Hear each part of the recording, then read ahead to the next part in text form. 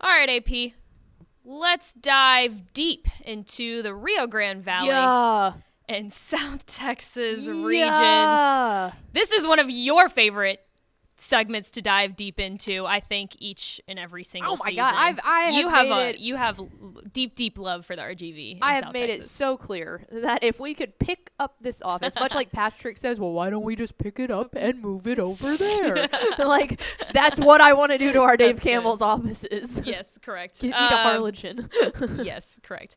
We're switching things up just a little bit today. Currently, as of right now, there are 0 teams in both the Rio Grande Valley and South Texas regions that are currently ranked in the preseason. Now, of course, that'll change as we dive deeper into the season. But as of right now, there are no ranked preseason teams. So we decided to look at the highest rated team in each classification down there in South Texas and the RGV. Now, looking at these ratings, they take into a bunch of different things into account. A couple of those things are records from last season. A big part of these ratings are how many starting returners do you have on the offense and defensive side of the ball? Do you have a new coach?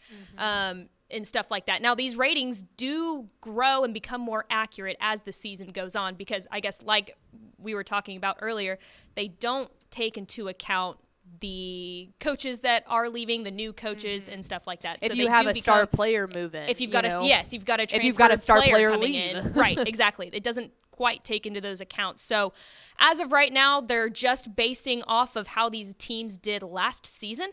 But it's a pretty good indication of how these teams are probably going to start the year. So without further ado, let's start off in the Rio Grande Valley with the highest classification, 6A.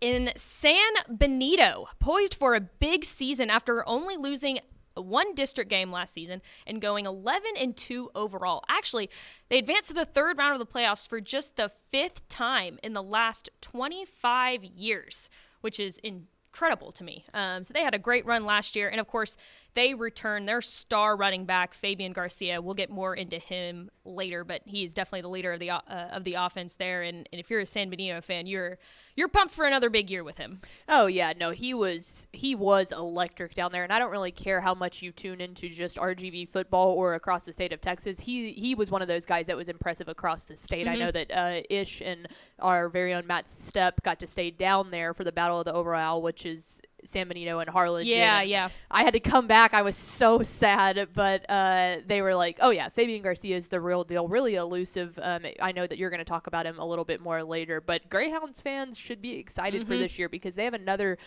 really good shot to make some noise with all those returners coming back. Definitely. Moving on to the 5A Division I ranks. They don't need an introduction. You know them from last year.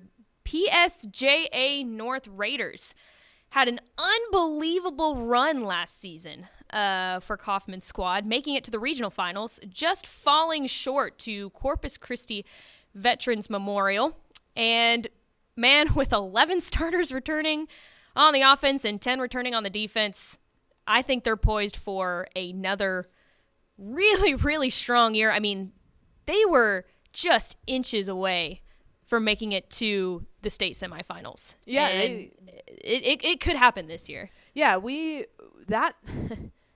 that was the big thing for us last year between PSJ North and Edinburgh Vela is this was the time for an RGV team to push forward to the heights that they haven't been to in a long time in the state semifinals, and we were so ready for it. And for them to only fall 20-14 against Corpus Christi Veterans Memorial was insane. They beat Corpus Christi Miller. You know, we didn't know if that was going to be possible, and then they keep going on with the amount of returners that they have. Everything. I do believe there might be some injury concern for PSJ North heading into the beginning of this season. But if they can get healthy / stay healthy, this is an experienced squad. Definitely. Moving down into the 5A Division II ranks, Mission Memorial checks in at number 1 as the highest rated team down there in that classification. In 4A Division I, La Feria checks in as the highest rated team in that classification. So let's go ahead and move on down to 4A Division II. It's Port Isabel. The Tarpons. Tarpons went 9-3 last season, and they returned 7 offensive starters and 8 defensive starters. So I wouldn't be surprised if they've got some good experience coming back and poised to make a better run than they did last season. In 3A Division 1, Rio Hondo checks in as the highest-rated team in that classification. In 3A Division 2, Hebronville checks in. They inched their way into the playoffs last season, but fell just short to Wallace Brazos in the area round. I shouldn't say just short. It was by a couple of scores, but they did inch their way into the playoffs there and made it to the area round. In 2A Division 1, we've got La Villa checking in as the Via. Yeah. That's, Turn them double L's into Hawaii, little missy. Correct. Yes. It's like Yano in Lano. No, yeah, except Lano says it in actually Lano. A country way. Yeah, exactly. And in 2A Division 2, it's La Sara, the only team in the 2A Division 2 ranks down there in the RGV. All right, let's move on to South Texas. Checking in at the highest classification, the highest rated team in the 6A division down there in South Texas is Eagle Pass. The Eagles went 9-2 last season and have 3 district titles since 2017. And with a strong quarterback and a stacked wide receiver room, this team could be in the hunt for their 4th district title in just 5 years. In 5A Division 1, Laredo Nixon checks in as the highest rated team in that classification down there in South Texas. And in 4A Division 1, we got Uvalde, the only team in the 4A Division 1 ranks in South Texas. They had their best season in a few years last season and topped it all off with a playoff berth. So they're definitely on the rise there. In 4A Division 2, is it Pearsall? Mm-hmm. Pearsall? Pearsall. That's what I figured. All right, let's move on to 3A Division 1, excuse me. Got San Diego. They made their way into the playoffs last season, but I think they were kind of bitten by that injury bug, and so they kind of had a little bit of trouble staying healthy last season. But if they can get that under control, they're poised to make a pretty decent playoff run. Especially because would assume this year. Yeah, in 3A Division 1, too, Region 4 is typically fairly light, and San Diego was one of those teams. It seems kind of like the power nexus has shifted a little bit because you were always looking for a Vanderbilt Industrial to kind of start coming out down there, and that is just something that hasn't been. Lano is going to be down this year from what they were last year. I mean, there's a lot of those powerhouses in a region that's been just really up in the air and anyone's to grab. If San Diego can stay healthy, there's a really good shot that they could make it pretty deep into the playoffs. Yeah. In 3A Division 2, you want to help me with this name? Dilly. Okay. Well, I didn't know. I didn't want to assume. Dilly. Yeah. It's like a lot of these teams I've obviously seen before, but I'm like, you never say them out loud. You never really say them out loud, right? I mean, there's so many of them, so I just want to make sure. But they're the only team in the 3A Division 2 ranks down there in South Texas, as well as the 2A Division 1 leader, Freer. They're the only team in 2A Division 1 down there in South Texas. And let's round it all out with the highest rated team in 2A Division 2 down there in South Texas, and it's Sabinal. If you remember back to last season, this team they had an unbelievable run last season. They went undefeated until they met Fall City in the area round, only losing 29-20. And the amount of turnaround that this program, I should say, has seen in the past couple of seasons is remarkable. They went 3-8 2 seasons ago. So they went, I think they went 11-1, but 11-1 because I just said they were undefeated. Yeah, they went 11-1 last season. The season before that, they went 3-8, and then they went 0-10 in back-to-back seasons in 2018 and 2019. So the turnaround this program has had is just insane. It's remarkable. No, and it's funny because you go back to when they did fall to Fall City. We've talked about Fall City a ton too. That was a team that we had kind of thrown under the bus a little bit towards the beginning of the year, and they really started to find their own. And so that was a really good test for Sabinal. And like you said, they've breached that era where making it to the playoffs is no longer acceptable for them. They want to keep advancing and going up against those teams like Falls City that are so used to being there. That experience that they gained last year will only pay dividends even further into this year. Right, and it's something that they haven't been able to do in a couple of years. They haven't even been able to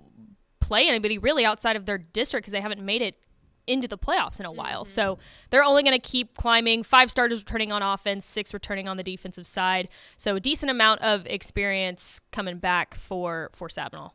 Interested to see what kind of run they make this year. Yeah, a couple of other programs, because like we mentioned, we talked about the fact that this was the highest rated team in each classification according to our preseason rankings. But a couple of other teams that I think around the RGV specifically that you can really keep your eye out for, the Harlingen Cardinals. No one down there is unfamiliar with what Manny Gomez has been doing in Harlingen. Obviously they went on a really nice 12-1 run last year. Very interested to see what they do. The one thing about Harlingen is the fact that they lost a lot after last year. Only 3 starters returning on offense, 4 starters returning on defense. So we're going to have to see where those holes. They have a ton of impact players on the defensive side of the ball. I think that their defense will be just as stout. The offense is going to be pretty young, going to need to just kind of come into their own there. But if there's anyone who can do that, it is definitely Manny Gomez. And then the other one, moving down into the 5A Division I ranks, is Edinburgh Vela. We talked about the unbelievable run that they had last year as well, also going 10-2. They lost the which didn't they? They lost to PSJ North in the regular season, and then they lost to Corpus Christi Veterans Memorial in the area round. I believe the area rounds. It was a couple of rounds before PSJ North lost to them in the playoffs. But yeah, they're an unbelievable team too. Definitely a team to keep your eye on. They return.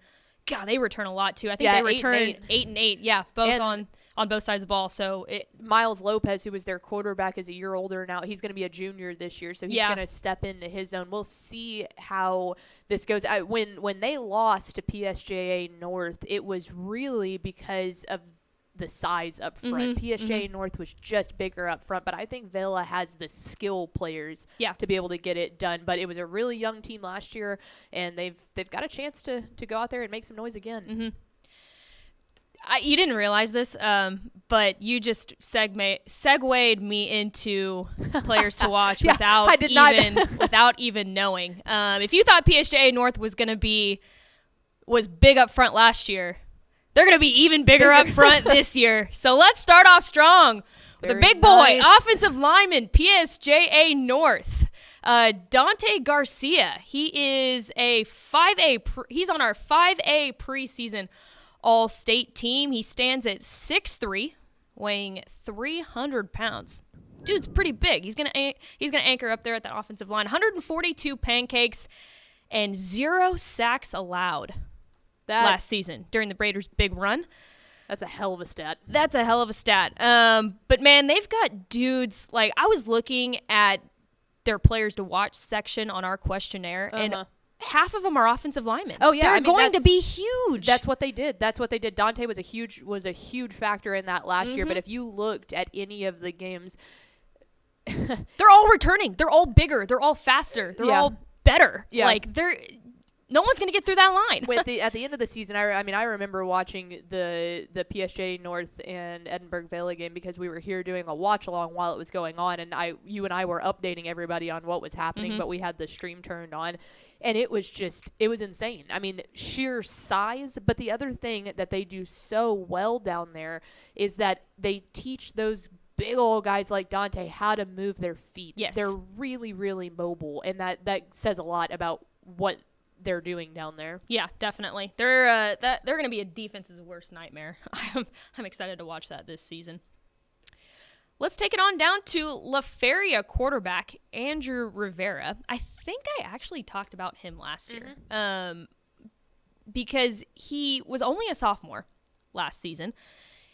And he passed for 1,500 yards and rushed for over 1,000 yards with 12 total touchdowns. And I picked him on. I put him on here because I felt like he was maybe kind of my under the radar type of pick. I like that. La Feria is not really a team that comes to mind immediately when you think about the RGV, I feel like.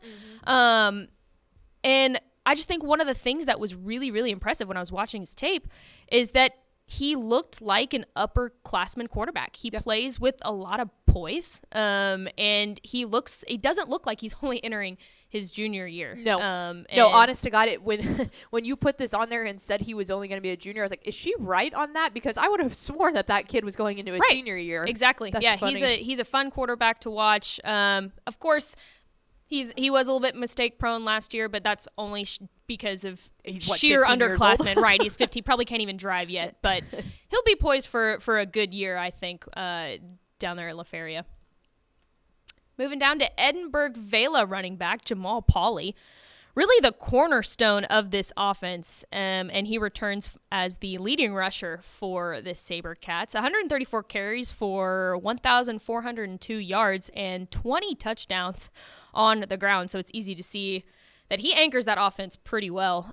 He's quick on his feet, and he's one of those running backs that's just a playmaker. Mm-hmm. He can really make something out of nothing. If the play is falling apart, he's just got the eyes and he's got the brain to just know where to go and break free. Yeah, and that was a huge factor in Vela's game. I mean, it really was. Obviously, I think you look at almost any of those teams that we talked about that had really successful years last year, and they have the run game figured out. I think that in order for people to start really trying to make that playoff push, whether that be Vela, whether that be PSG North, even La Feria, La Feria has the talent of an arm. Mm-hmm. They need a little bit more balance, a little bit more talent in the air game, but if you're looking for dominance in the rushing attack, both of those teams Jamal have it. Yes, definitely.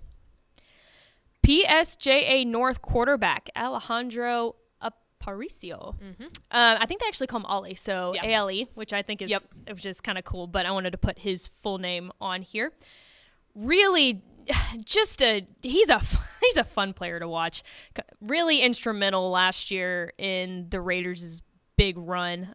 He's a true dual threat quarterback, passed for 1,715 yards with a 66% completion rate, 21 touchdowns, and only threw 4 interceptions on this season. He rushed for 957 yards and 17 touchdowns there on the ground. He's like I said, he's a fun quarterback. He's just a fun player to watch in general.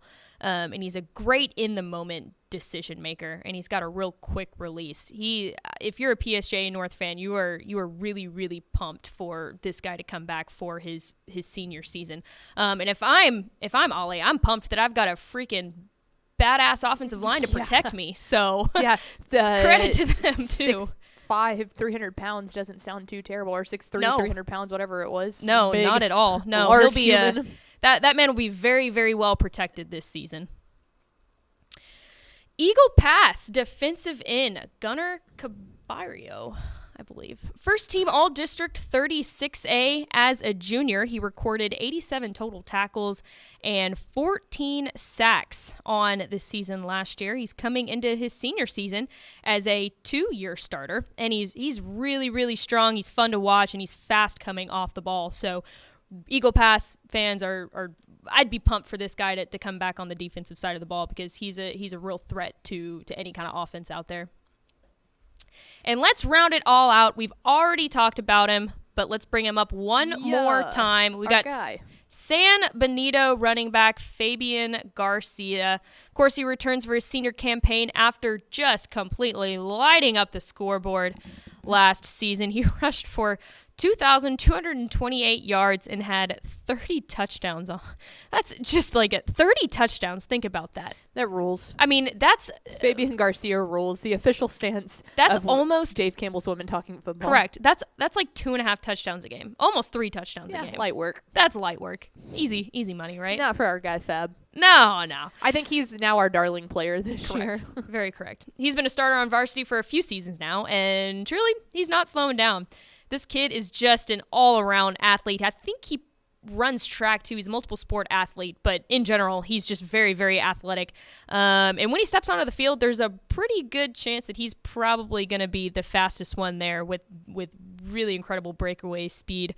Excited to see what kind of numbers this guy puts up. I don't know how he can do much better than how he did last year, but I have a feeling this guy will find a way. And I was looking to see if he's had any offers, and it doesn't look like it yet, but I wouldn't be surprised if we come around to week 3, week 4 that he's got a couple of offers in the back pocket. And man, this is a whole other conversation, but you want to start getting into the thing of another reason why I am so stinking pumped for UTRGV to have a football team. It's guys like Fabian Garcia, who, yes, he is a little bit probably on the smaller side, but to cherry pick those 3 to 4 unbelievably talented, just guys that, like Tepper and I always say it on TFT, but guys that we just look at and go, they rule. Like, they're just, you know, they're not going to go play in the NFL, and they know that, but they rule. They're really good Texas high school football players. He's exactly one of those that would be great for Travis Bush to start going, hey, let's keep you at home. Like, let's show people what you're actually made out of. Exactly.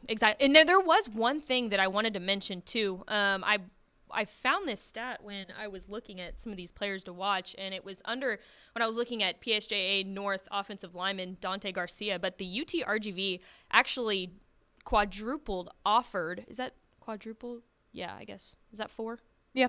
That's quadruple offered 4 players from PSJA North, so as preferred walk-ons. That's awesome. For probably next season, I would assume, since he's a senior. But yeah, I thought that was pretty cool. I wanted to mention that too, because really like cool. You said, I mean, you've got a diamond in the rough down there of just all these different really talented players that I don't feel like get enough spotlight. So UTRGV, I mean, they've got a plethora of players to pick from down there. Really big and strong players, too. Well, and you want to go even further there, and this is just, this might be my brain from being around a collegiate athletic department for a good handful of years, is the other thing, too, is when you're starting to build a program, you want the people in that community to buy into your program. And one, I know we're talking about the RGV. No one's going to have any difficulty getting people in the RGV to buy into a collegiate RGV football team, but a really good way to solidify the fact that you can do that is to bring in a couple of those hometown kids. 1,000%. Old Joe from across the street is going to go, hey, he grew up across from me. I have to go. We're the biggest RGV fans in the world now. You know, like UTRGV has the chance to sell out that stadium all the time if they make sure to keep a couple of those homegrown talents down there. They're going to sell out the stadium anyway, but that would make it even cooler. Yeah.